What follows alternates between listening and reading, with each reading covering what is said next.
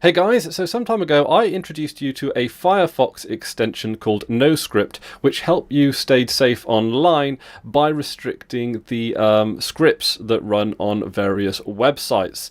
Scripts can be used to compromise your browser's security, as well as often break a lot of functionality. I've been to a number of websites that have just failed to load properly because there is just too much going on in regards to JavaScripts behind the scenes of the particular web page in question, and I have noticed that by using NoScript on Firefox that my browsing experience is substantially sped up and significantly more straightforward and easier to use, albeit you do actually have to, of course, navigate yourself around the internet in a slightly different way. I will, of course, link to that particular video down in the description below, but today I am going to be illustrating to you how you can stay safe using the Google Chrome browser and how you can use that to control cookies and JavaScript when it comes to browsing the internet using that. So it's significantly easier in a lot of ways to configure how JavaScript and cookies work because there is an inbuilt function on the browser.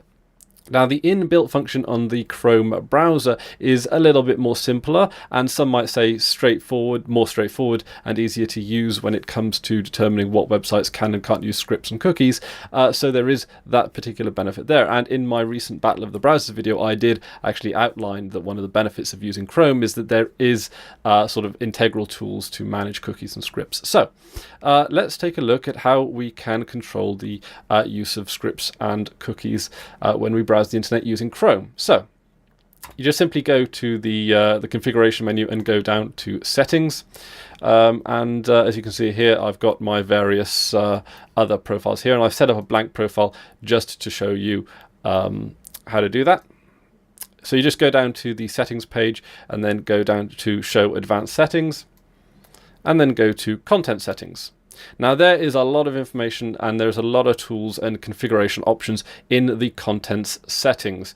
So you might want to just take some time to explore all of the functions there, including do not show images. For example, if you're on a particularly slow internet connection, that might be something. It's less of a problem nowadays, but you never know, it might be something you might be interested in.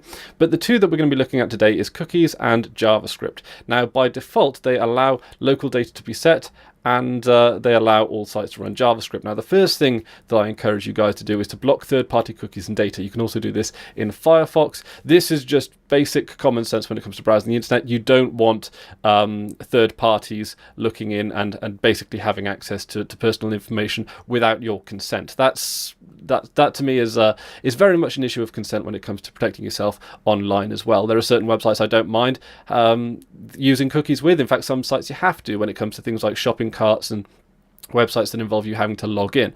But that being said, there are a lot of websites that want to keep tabs on you, and data mining is a multi-million-dollar industry these days. So it is particularly important to at least keep yourself aware and allow yourself to be a consented party in these decisions. So what I personally do, and these are my personal options, and I tend to be more overzealous than underzealous, partly because I just have this philosophy of being better safe than sorry, is that I block cookies and JavaScript from setting any data.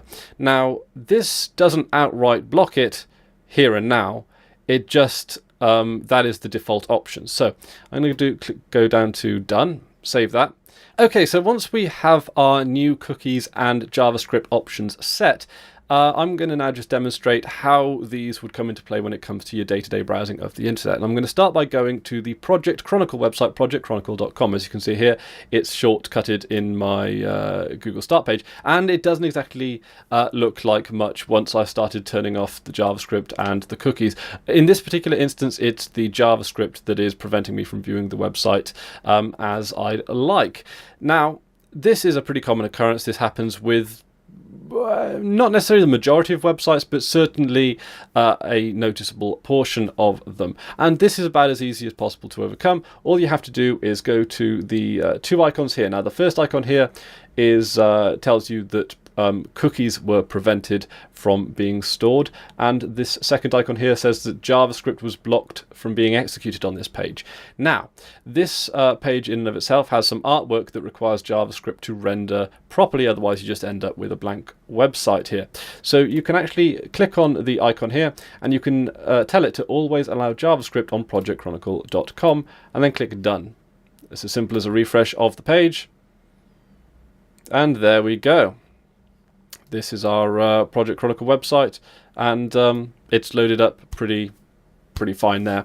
And you have to do that with a lot of websites. After a while, you start building up a white list of websites that you don't, because that setting is then saved for the next time that you visit projectchronicle.com or whatever website you decided to whitelist. You've effectively just added the site that you're currently visiting onto a whitelist.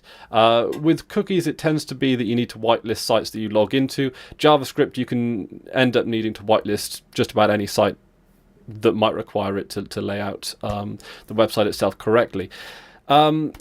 It is an extra step in the process of loading a website, but it is also making your browsing experience significantly safer. And once you do build up a library of sites that you can trust, it becomes significantly smaller a process from then on in, because you already know what sites are safe and what sites are not safe. But when you often visit websites that you might not visit very often, then it is a bit of a precautionary measure.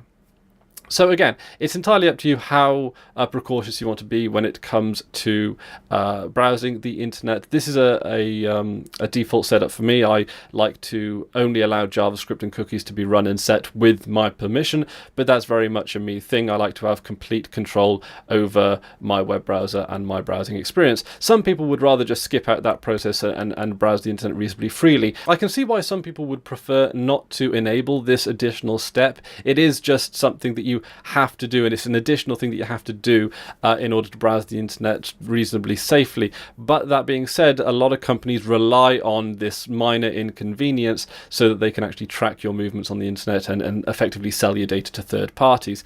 So I do like to have a list of websites that I trust and websites that I don't trust, and sort of allow those permissions accordingly. But again, like I say, that's just me. I like to have full control over these kind of things.